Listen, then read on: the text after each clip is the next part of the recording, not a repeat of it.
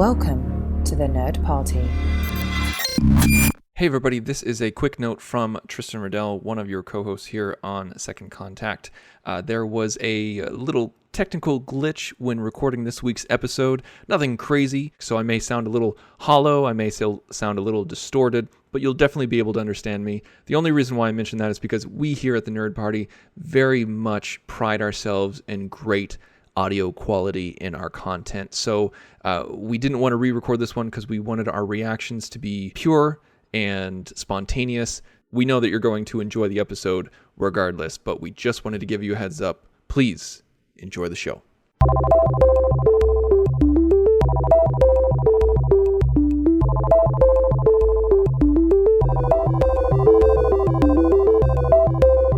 Hello everybody at home and welcome to Second Contact, a Lower Decks commentary podcast. I am your co-host, Tristan Riddell, and with me as always is... Charlotte Schmidt. Char, why are you crying? Because this episode is just so beautiful. My heart is so full right now. I don't know what to do. This episode was all that we expected it to be and more. This was so exciting because right away, for those of you who listened to last week's episode, we talked about the preview and I was overjoyed just at the preview of the episode. Yes, and I would argue that you were more excited than I was. And then I just got done watching the episode, and now we're hitting the record button, and I am just so completely blown away by what they have done here. After the week we have had, you and I have talked over instant message all week. It's been a rough freaking week, and we get this beautiful freaking gift from the creators of Lower Decks. Oh my god, this makes me so happy.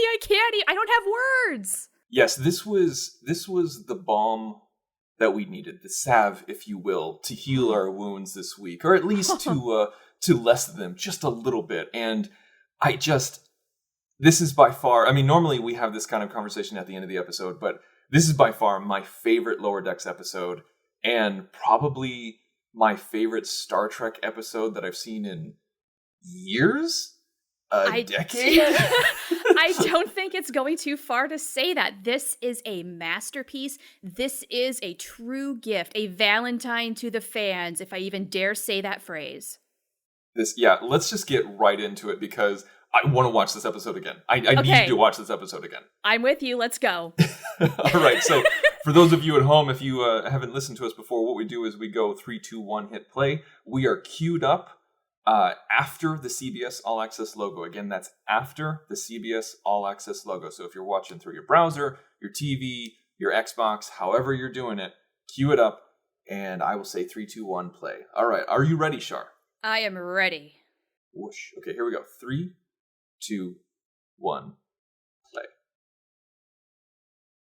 Okay, here we go. So this scene, we've seen this many times in history, and even actually in recent history, honestly, with the news, yes. of images of dictators or whomever, oppressors being thrown down, just being pulled down. And so right off the bat, this is, I want to know, how did Mariner get down there? How did was she on an away mission? Was she, why is she alone? Were they orbiting the planet and then she just took it upon herself to beam down? I don't know. This is a very good point, and I actually thought that maybe this was going to be a Prime Directive story with the way this whole thing started off. Mm-hmm. And then it became something completely different. This is probably the only thing about the episode I didn't really dig on. What's that? I know this is going to sound stupid, and those people who have been listening for the past previous 8 episodes know that I'm still a stickler in some ways with comedic Trek, but I don't like how the Prime Directive is a joke here. And because what she did was something huge. If she broke the Prime Directive here, this is gigantic. I think oftentimes the Prime Directive is just kind of like a, whatever, it's fine. Now, before people start screaming at me and writing me emails, I know that Star Trek is filled with captains and people who break the Prime Directive. But this kind of breaking of the Prime Directive would get you cachet out of Starfleet. 100%. Yes. If this were an episode of Star Trek TNG, it would be a massive lecture about the meaning of the Prime Directive. We'd get this fantastic monologue from Sir Patrick Stewart, sorry. And you're right. Here it's taken a little more loosely, like, yes, this is a big deal, but I'm beaming you off and you're going to therapy. The scene has one of my very small nitpicks. One small nitpick where Freeman says one to beam up, and usually that means beam me up. Yes, but somehow the transporter knew to take Mariner. Okay, I gotta let that slide, but I've gotta call it out. I know exactly what you're thinking, because I was thinking the exact same thing when it happened. It was just like, what? So how did they know? Come on. Unless the only thing that I think we can say is the captain said, okay, I'm going to go down there. I'm going to get my daughter. When I say one to beam up, that means you take my daughter away. Yes. Like that. However, as we learned in this episode, nobody really knows that little secret. At least they're not supposed to. A member of the Nerd Party was talking in the chat today, and he forgot that nobody knew. He kind of felt like, because we've talked about it so much, like they've talked about it to the audience so much, he kind of forgot and thought, oh, it wasn't a secret that everybody knew. Oh, well, I guess, yeah, you kind of get that into your head just because we know, but that doesn't mean everybody else knows. Right. So why exactly are they trying to keep that under wraps? I'm curious to know, and I think we're going to get that in episode 10, where we're really going to start getting to the heart of the matter, where we start with this dynamic between Freeman and Mariner. We get a little more ground covered here, and then episode 10, I'm really hoping we finally learn what got Mariner demoted. They are going to wait until episode 10, aren't they? Yes. Now, this right here, the counselor, I love that they put him in civilian clothes, because that was always the kind of audience reason as to why Deanna Troi was in civilian clothes, because she was a counselor. I don't think they ever really said it out loud. I know that Jellicoe said, like, oh, I know Captain Picard was laxed on the uniform code, but I expect to be in uniform. But we all always just assumed that it was, oh, it's because she's a counselor. She needs to be on their level. She needs to be a relaxing, like presence. Not a rank thing, just a relaxing presence. And so I feel like this kind of proves it. I think so. I think that's at the very least acknowledging that was a thing. And then what you could argue that when Deanna Troi was starting to become more of a bridge officer, meaning she was doing command training, that also justified more of the uniform treatment. Right. Absolutely. Yeah. Also, I love that they acknowledge this is the 80s, we don't have psychiatric problems.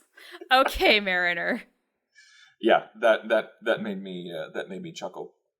So Boimler walks in, and he says, he's like, hey, can I take over the deck? None of them answer in the affirmative, and he just doesn't. But then here's the revenge, is Mariner is reprogramming, and what have I said about people reprogramming on the Cerritos? Therapy! So, all right, so we go from 16 by 9 down to 2.39 anamorphic, and we see film scratches. Yes! I love that detail so much. Also, I love this kind of juxtaposition of the TNG font with Star Trek II thematic music. Yes, yes. My heart! Yes! And also, I love that you can see the glow of the blue on their faces when it gets close to him. Absolutely, and they have to dodge as the names move. Honestly, Zahn reference! What's that from? That's from the undeveloped Star Trek II series. The next, what was it? Phase 2. Hey, good catch. Yeah. But Boimler is not a Zahn. He's a Boimler. He is, as this episode once again confirms, he is the whipping boy. He will be the forever ensign. He's in a good club with Harry Kim. Schindler has already, Mike Schindler, a fellow co-host on the Nerd Party, has already uploaded a design to Redbubble for a shirt that says "Programmed by Beckett Mariner." Oh, of course he has. That's brilliant. I'm probably going to have to get that. Is this the first time we see Starfleet officers on jet skis? It is, right? I think so. Not yes, that that's and apparently like an accomplishment or something. Jet skis have the pads as well. Is that their GPS? They just put their iPad. They just click in their iPad right in there. Right. Yeah, they dock it. Yeah, I think it is their GPS. We just got a glimpse of what's on the screen. It's Honestly, hilarious. the camera work here too. Like they have just a subtle kind of handheld shake to it, just real subtle. I mean, the level of detail they're putting into this is so gorgeous. And then there's also like the little blotches on the screen. Just, oh my God. And we're starting to see some lens flares. Is there a few lens flares there? And then when the ship comes out, it's like you can barely see it. There's so many lens flares. Oh yeah, the bridge. It's just lens flare everywhere. It's blinding. They knew exactly what they were doing. 100%. It takes little bits from all of the movies and puts them into this. It's just so good. I'm crying again. I know this is a joke, but this storyline is really interesting. Like I kind of want to see this movie where they're like, the San Clemente made second contact, but we don't have a San Clemente. Like, like that kind of thing. Like that's a really interesting movie. It really is. That's a good idea, isn't it? Oh, and here comes what might be the best sequence in the whole episode, which is saying a lot. Or like I say, like the entire series so far. Because it goes on just a little too long. Yep. On purpose. Yep. The rainbow effect is beautiful.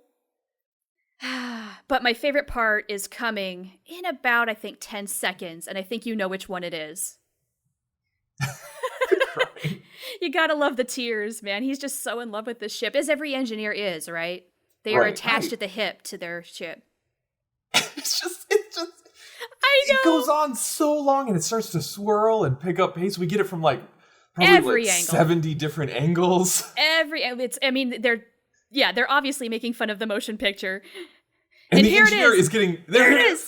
You spin me right round, baby, right round. Yes. That's when I lost it. Like that is when I started getting water in the eyes from tears because I was laughing so hard. Is when they got that extra last spin in. Same. It was just so good. This episode is so self-aware of what it is doing and then takes it just one little notch further. It's just so gorgeous. I'm going to continue to call the Cerritos a handsome lady. Handsome lady? I'm down with that. Oh, the lens flare. So many lens flares. And also there's a lens flare on the plush leather chair. Extra flare, baby. It's the movies. We can do whatever we want. Oh, and we get a warp me. Like, is this officially... right here. Like the added warp effect on the engines that didn't exist in the show, but it exists in the movie. All right. It's the movies. You've got to amp it up, right? It's the movies. You got to change the warp effect like they did in every single movie. Right. Now, we don't get any transporter effects in here, do we? Because that's the other thing. I don't recall. I've only watched it once, guys. I can't remember. Yeah. Gotta love the bird of prey. So this scene by itself, what like how over the top she was, how she's quoting Shakespeare. Yes. And she's mispronouncing her name, saying "free man." It's so good. Also, at this point, this is so like okay. So you see Rutherford, and he's basically half cyborg here. Mm-hmm. And for a second, I was like, "Wait, does he have a robotic arm?" Like, I actually had to ask myself that. I was like, "Did he lose like half of his body, or was it just an implant in the head?" And but no. Then I was just like, "Oh, it's just for the movie. It's just the costume." Gotta admit, they do look pretty badass here. It's true, and I do like that Tindy was uncomfortable about being schlepped in there with Orion piracy. Yes, totally. I mean, they haven't been really doing that for about 5 years, so come on. But it was nice that she called it out, like, hey, that's not me. Yes. Maybe that's the stereotype of my culture, but that's just not the way I am. At the very end, that was a nice way to wrap that up. Yeah, I mean, I feel like they probably could have leaned into it a little bit harder, but they were able to not get too preachy on it either. Yeah, no, I thought they balanced it nicely. Yeah. They said what they needed to say. Poor Shempo. We barely knew ye. Free man. I laughed every single time she said free man.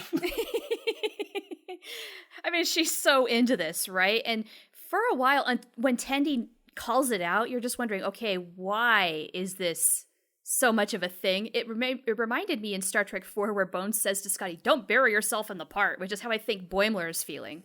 Mm-hmm. So I love that ship design where it comes off and then lasers into the hull and we actually see it rotate. I thought that was pretty cool. Yeah. Pretty efficient, too. Oh, except it kills a couple people when you hit the deck. Ouch. So Mariner's gun is freaking awesome. Like it has 4 barrels and rotates between the barrels as it fires. Like that's such a cool little detail. Yeah. Oh, I it has didn't 5 notice barrels. that. Excuse me. That's pretty badass. Oh, he says witch here. I thought he said something else. You know, another thing I just noticed is the tattoo on Rutherford. Mm-hmm. It looks like the Punisher tattoo a little bit, like an alien version of the Punisher tattoo. Looks good on him. So right off the bat here, when Rutherford said that he was going to be able to talk to his boss with no consequences, everybody knew exactly what he was going to do. Like he was going to give him nothing but praise. Yeah, he's not there to do what Mariner's here to do, which is to kill her boss. No, maybe we should just talk about it now. Is he kind of in love with his boss? Or is it just because he's as much of an engineering nerd? I don't know. Like it was in 2020, like when we saw that scene, I was just kind of like, I don't know. I feel like this could go either way. Same. I'm still going back and forth on it. I don't think he does. I think it is just supreme admiration and they were leaning into the joke. Okay. But I would not be surprised if they're just like, oh no, there's some feelings there. They just don't want to touch on it. You know, like or something like that. I'd be like, okay. Yeah, I get that Billups loves the Cerritos probably more, if not just as much as Rutherford. They've got this mutual admiration, but then there's also Rutherford admiring the heck out of his boss. So, yeah, I wondered, is it a crush or not? I don't know. Also, I was expecting a barrel roll in this scene. Oh, what a missed opportunity. I know. I guess we can't have it all. I mean, they really go for it here. It's really hard to throw in everything. Yeah, this is some different crushing, at least on their abilities. Man, 24th century L-cars. It's just so beautiful. It is. I can't believe that they threw in a really subtle cannabis reference when they were teching the tech. Did you catch that? I did not. No, I did not. Oh, yeah, they did.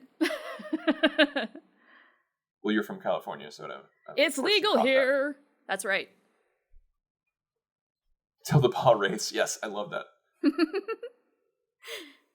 And I just love how Mariner dismisses his, I've got a big gun, I'm going to shoot you. Ah, shut up. This is awesome. Like, this is ingenious, like holding a Borg head to get the deflector shield. Right? Yeah. It's pretty clever. And it's one of those things where it's like, it would work in the movies. Not the TV show, but it would work in the movies. That's right. That's right. So this moment right here, this is when I really start to appreciate the situation and where Tendy's coming from, because as an audience, we're starting to feel this too. Like when Shax gets killed, you're like, whoa, hey, like these are people she knows. Yes, exactly.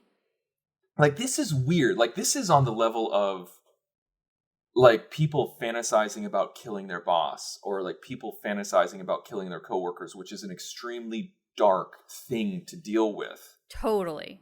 And this is a very, very, very sensitive topic, and it could have been done in a very poor way. But I think because it's a cartoon, because it's fantasy, I think it's done okay. Now, every once in a while, it goes a little bit into soft focus. Did you notice that? Yes. Like in the projection booth is off a little bit. Uh-huh. Oh, also the blood goes away when she walks out. Fantastic detail. Yeah.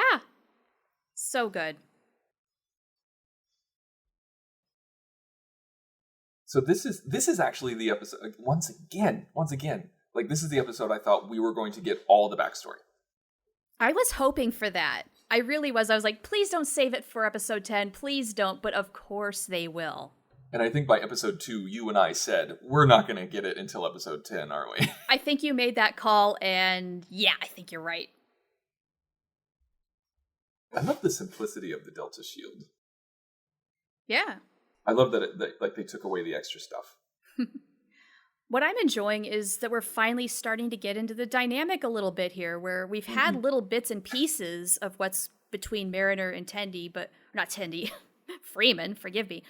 But, oh my god, okay, this sequence. This is the other thing that just made me cry with joy. Bits of Star Trek Generations in the crash sequence, also with Timeless on Voyager. Yes. And combining the two, and then it's going to and kind then of the roll lower like a decks plate. flare. Oh my God, this is just so good. So good. Like rolling like that is pure. Okay, so look up in the top right corner. Uh-huh. Right there. Okay. Did you see that little circle? Oh, yes. That's called a cigarette burn. Huh? What it is that whenever there's a lot of people who didn't know this before probably learned it in Fight Club, that a movie doesn't just come on one big reel, or at least it used to. Right. It came on like seven reels, and so the projectionist had to do a seamless transition from act break to act break. Yeah. And it would normally happen in between a cut, in between a scene, or some sort of break. And so that cigarette burn is the notification to the projectionist to get ready to do the changeover. Oh, is that why that's there? I never knew that. And so that happened a couple of times in the episode whenever we got to an act break.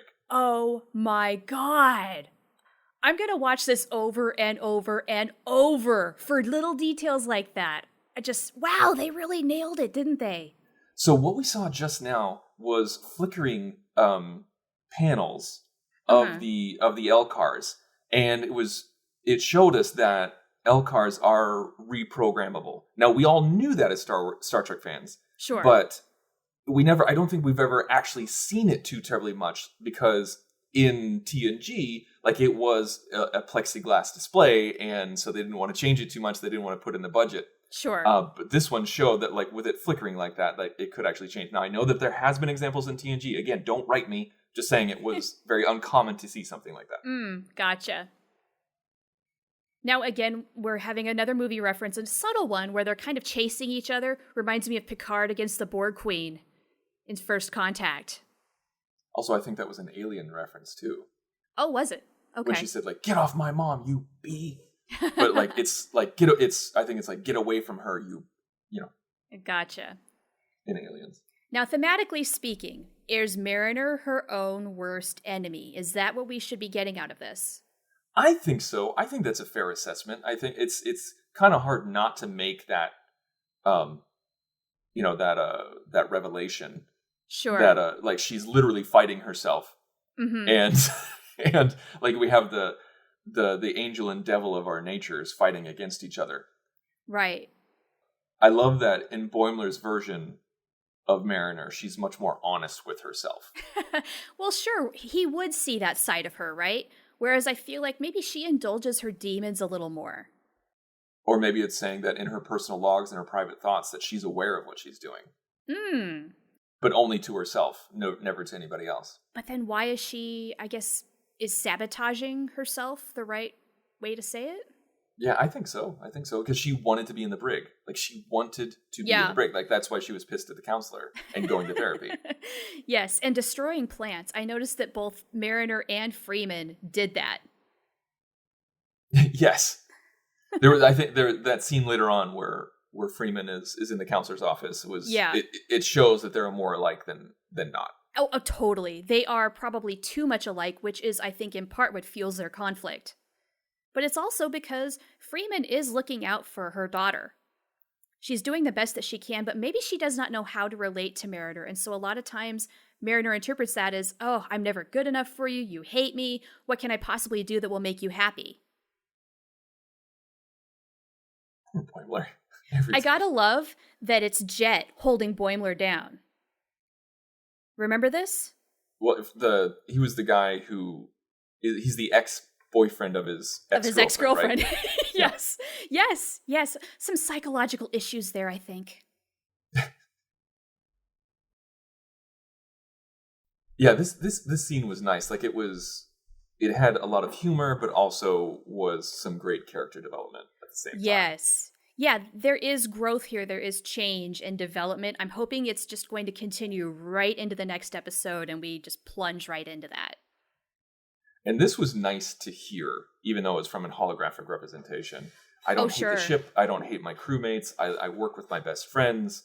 It's nice to know that she actually does feel that way. Even though we do know it, it was confirmed here. Yeah, well, especially when we've seen her shooting them for however many minutes now.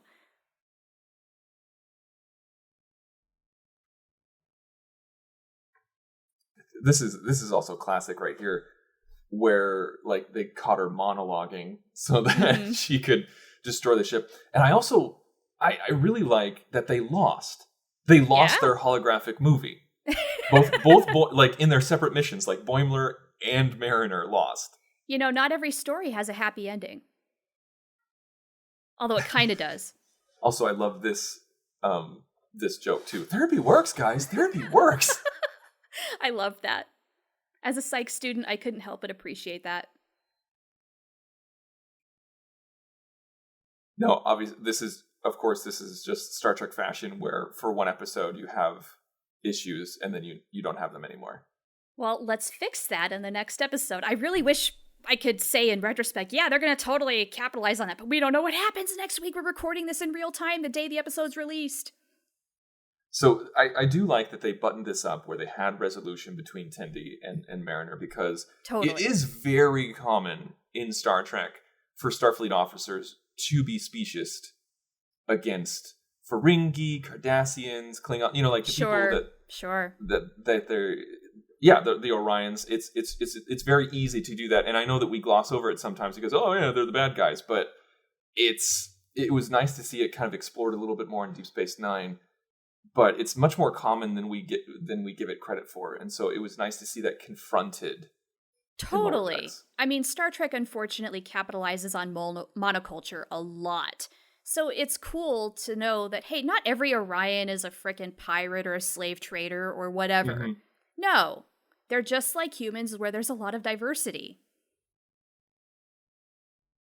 This every episode I just go, poor Boimler. Like poor Boims. He just can't figure it out yet. You know, this framing is perfect. Like with the people in the foreground and her in the background, and just like the smoke coming up. It's so cinematic. It's so perfect. It really is.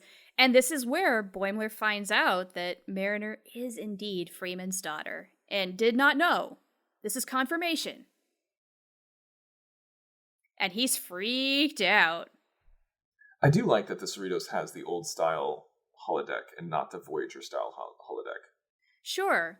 Yeah. It shows us that this was made a little bit ago. Like, again, in this scene, when he completely fails miserably, yep. I'm just like, come on, give him a win every once in a while. Give him please. He's not going to get it here. And in fact, he's going to get very bad marks for being quote unquote unprepared. If only she knew. Poor Boims. I really do feel bad for him here. Boimler didn't bother to prepare for interview. Terrible. Such a great episode. This. Next week. Oh, that's right. We have this scene. Yes. The torpedo tube! I don't quite get this because the real Mariner was Vindicta. Yeah. So this is funny. We've turned but the it tables. Doesn't make sense. She gets shot by Da Vinci because we're not going to get the sequel. Now, and this the end is here, the cherry on top. It so is. Even the characters' names are signed in lieu, like in the same fashion as, like, say, Tendi's is like DeForest Kelley. And it's just so beautiful. Now, Boimler's, this is the one that I need on a t-shirt with the with the Delta shield on the eye. Yes, I squeed. It was that good. And now we're going to get the season finale. Can you believe it? These weeks have just zoomed by. They really have. Crazy. Oh my gosh. I know we're going to get Discovery, but without Lower Decks. Oh. Also, exocomps. Friggin' exocomps. And it's a Starfleet officer. Yeah. A sentient Starfleet. Oh my gosh. Oh, what could go wrong? This is so freaking amazing. Yeah.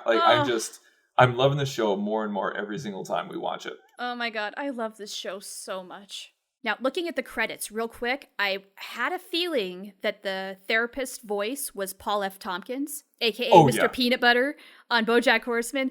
That's confirmation. I just had to be sure. And gotta mention, he and Tawny Newsome are co-hosting the Star Trek Pod Directive podcast, which is I'd forgotten that. Amazing. The two have incredible chemistry. I could listen to them talk all day, and they're doing incredible interviews. I haven't had a chance to listen to it yet, but I definitely will. Oh, it's so good. Check it out, you guys, if you haven't already. I'm thoroughly enjoying that. And something else that you should check out is thenerdparty.com. Where you can Hey! get all of our backlogged episodes, where you can listen to every single episode of our Lower Decks commentary just by going to the nerdparty.com, selecting Second Contact. And while you're there, there's so many other great shows on our network. There's Star Trek stuff, there's Star Wars stuff, there's Harry Potter stuff, there's Babylon 5, there's Doctor Who, there's movies, TV, tons and tons of things for every type of nerd and geek. It is if I do say so myself, a fantastic collection of great hosts and great shows. And also, if you could take the time and go to Apple Podcasts and give us a review, that would be fantastic. That would really mean a lot to us, because it shows that we have listeners out there who appreciate what we do. It kind of gives us motivation to keep doing more. And yeah, it only takes a minute of your time. So please take the time if you can. Shar, is there anything else that you want to talk about with this episode before we sign off? It's going to take me a little while to really encapsulate just how much I love this episode. Like, it's still fairly raw for me. I've just watched it twice now, and I'm going to watch it a whole lot more. This is a love letter to fans done right, with so many Star Trek references. And yes, they're throwing everything in, but it's not overbearing. You know what I mean?